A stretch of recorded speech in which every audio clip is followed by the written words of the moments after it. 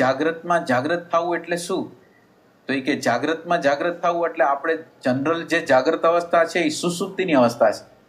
General લોકો બધાય લોકો વિચારમાં હાલે છે, વિચારમાં રાંધે છે, વિચારમાં નાય છે, વિચારમાં વાત કરે છે, એટલે અબેહોશીમાં વાત કરે છે. હોશમાં કોઈ નથી. કોઈ કરતા બધી આખી જે હિલચાલ જે હાલી રહી છે એ બેહોશીમાં હાલી રહી છે. જે પ્રમાણે અંદર ડેટા છે એ પ્રમાણે હું વાત કરું છું, વ્યવહાર કરું છું, એની અંદર કોઈ સજાગતા. હું નાવા જાઉં છું તો નાતી વખતે મને કેટલાય વિચારોની માળા છે, એટલે હું હાવ બેહોશીમાં છું. રાંધું છું, મને આના પછી કયું કામ કરવું છે એની ચિંતા છે. અત્યારના વર્તમાનમાં હું છું. દરેક સાથે કોઈ સાથે વાત કરું છું તો ભૂતકાળની ધારણાથી વાત કરું છું. એટલે ભૂતકાળ છે, ભૂતકાળ પોતે છે એ શું છે? તો કે ભૂતકાળ મૃત છે, મરેલો છે. અને મરેલો એટલે જડ, અંધકાર. એ અંધકાર છે એ વર્તમાનને ધક્કો મારે છે.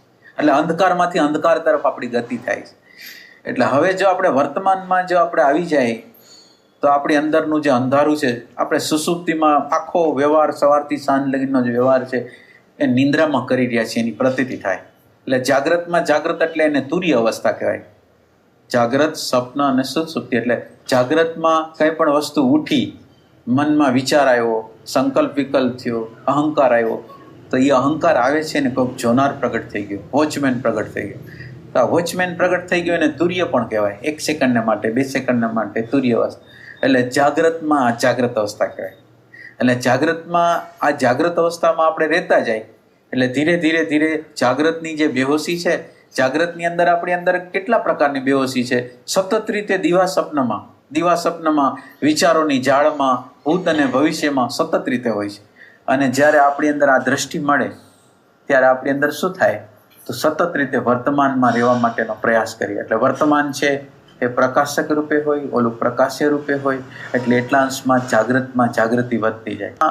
બેહોશીની જે પલો ઓછી થતી જાય અને જાગ્રતમાં જાગૃતિ, આ જે તુર્ય અથવા સાક્ષી અથવા પ્રેઝન્ટ મોમેન્ટ જેટલા અંશમાં વધતી જાય એટલા અંશમાં હું અને આના વિભાગ થાય. એક આ હું છે, એક દ્રષ્ટા છે, એક દ્રશ્ય છે, એક સત છે, એક અસત છે. પરિવર્તન પામતી વસ્તુ અને પરિવર્તન જેમાં પામાય છે એવો અપરિવર્તન પડદો, સતનો પડદો છે, એની અંદર આ બધું ધ્યાન રાખે. એટલે આ પ્રકારની જાગૃતિ આપણે રાખતા જાય એટલા અંશમાં જાગ્રતમાં પ્રેઝન્ટ મોમેન્ટમાં અવેરનેસની અંદર જેટલા અંશમાં જીવી એટલા અંશમાં આપણી અંદર તુર્ય અવસ્થા પ્રગટ થાય, ચેતનની અવસ્થા પ્રગટ થાય.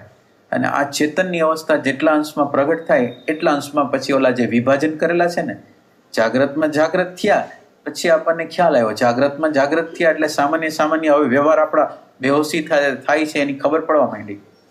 અને પછી એના કરતાં વધારે સૂક્ષ્મ તો આપણને ખ્યાલ આવ્યો કે આપણો એક વ્યવહાર છે, હવે જાગૃતિ વધી, એ કોઈ વ્યવહાર સ્વતંત્ર નથી.